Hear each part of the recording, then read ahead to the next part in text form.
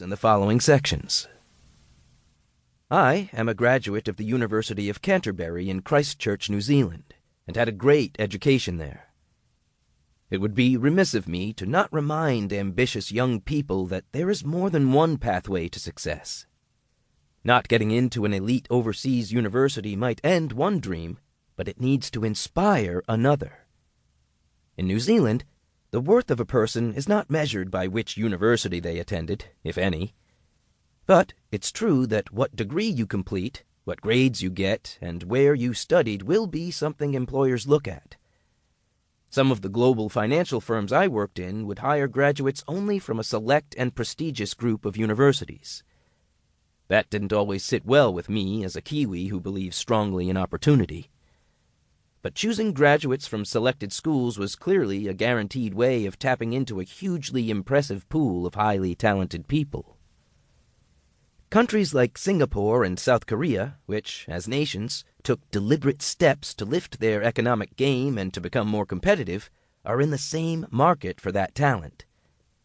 In the competitive market for skills, and with the increasing technological sophistication of even the most basic tasks, the desire by corporations and nations to feel confident that they are hiring people with the right answers is only getting stronger.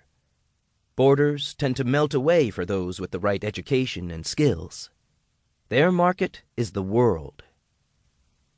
This book, based on the experience of Jamie and the thousands of students assisted and nurtured by Crimson Education, will help students and their families understand the selection systems of the world's top universities.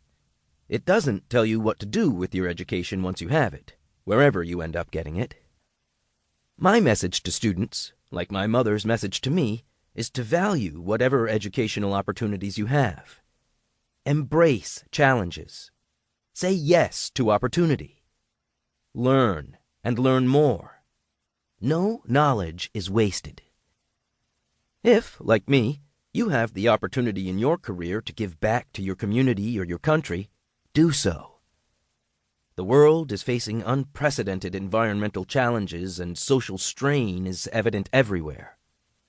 Education has a private and a public benefit, and an elite education is likely to enhance the opportunity to build wealth and security for yourself and your family. But some of the greatest rewards and satisfactions in life come from using your education and achievements to lift up people you might never meet. You don't have to have an education to do that, but, as in most things, it will certainly help. To everyone listening to this book, I wish you luck in your endeavors, and lots of caffeine at exam time. Right Honorable Sir John Key. Introduction. When I was 15, I bumped into my school valedictorian on a train. It was a chance meeting, but I took the opportunity to say hello, given the guy was my academic role model and being valedictorian, or, as we called it, ducks, at King's was on my list of high school ambitions. We stood and chatted as the train rocked and my backpack pulled on my shoulders and bumped into the back of another book-laden kid standing behind me. I didn't say much, mostly listened, and if you asked me now exactly what this older kid said to me, I couldn't tell you. But what I do know is that when I got on that train, I had my future all figured out. Valedictorian, high school graduation, medicine at the University of Auckland. But by the time I got off, my entire plan had been shot to pieces and replaced with another, and all because this kid told me that he had gotten into Yale. At this stage, of course, I had no idea what I was doing.